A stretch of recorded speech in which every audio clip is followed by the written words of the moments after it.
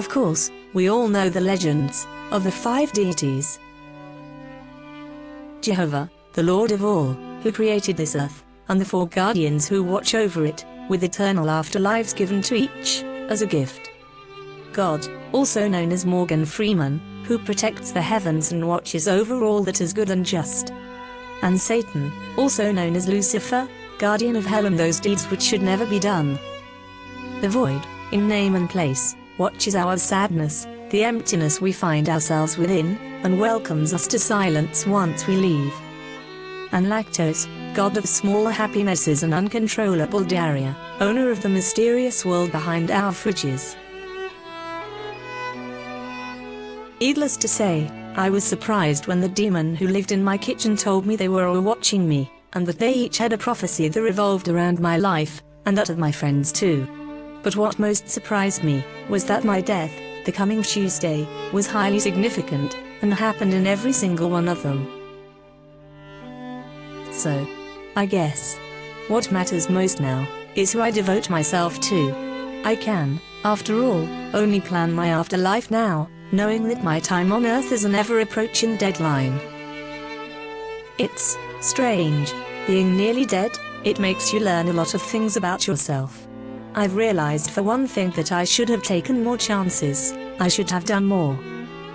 But I'm also proud of all the things I have done, and realize I'm not too bad a person, all things considered. But most importantly, I've learned that nobody in this house seems to give a shit. Who do you want to be 10 years down the line? Will you be someone you can rely on? Will you find a peace of mind? Who do you want to be? Is there anything at all to keep you far from disappointed and losing your cool? You can do anything you wanna do. Buy a big house with a couple of friends like you. If you can see yourself living well in time. Helen, if I didn't care, would I be trying to find a banging piece of poetry to recite at your funeral? Oh, this one's good. You were never a lawyer, a clerk or accountant. Actually, you were never important. It needs work, but I like it. I figured we could turn your bedroom into an office, have a nice little space to read about the American Revolution and binge-watch 10,000 Reasons Why Ancient Rulers Were Actually Trash without getting interrupted. It's gonna be great. Now that I'm rich and famous, I agreed to pay mine and Kashmir's rent. It was the least I can do considering she was such a valued co-actor. And it looks good on my celebrity CV. Giving to charity and whatnot. Charity? How dare you? Well? When you die, I get to be number 2 in the best ass list.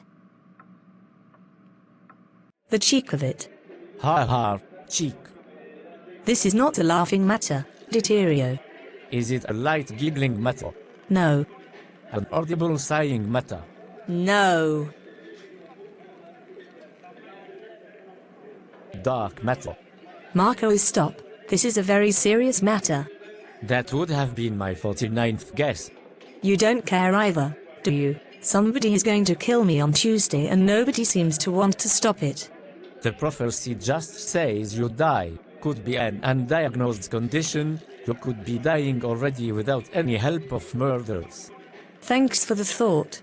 Hey, while you're alive, Elton told me he thinks you've got some sort of a love curse. Huh? What? Elton's not in love with me, is he? Some dude called Polak is. Oh, the creep. Apparently he's head over heels for you, and has gone a little crazy. We're lucky he's not on his shift right now.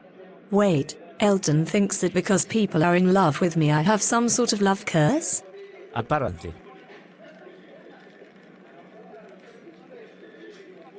I'll kill him. Not if you die first.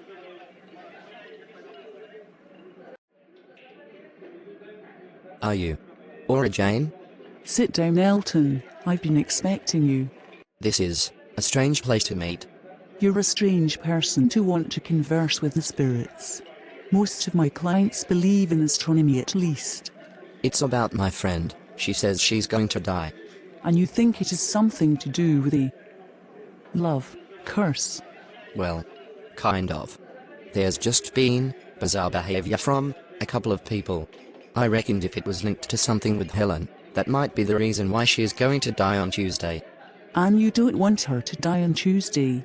No, of course I don't. What if I told you, Elton Patterson, that all functional things come in pairs? You're a clever man. What do I mean? I guess, people? Marco and Demi, me and Polak, Tiff and Sam maybe. Kashmir and Molly, and Helen and Harry? What if I told you that they were all actually sets of 3, with one part in the center of a wheel, the other 2 just spokes? Really?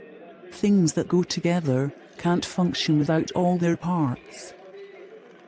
So, you're saying, if this one person disappears, there'd be chaos, indescribable chaos. You see, Elton, the universe has built your friendship group specifically for a purpose, just like you have always had a purpose. Should the connection become broken, disaster would fall, not just upon you but upon the earth, and our entire existence.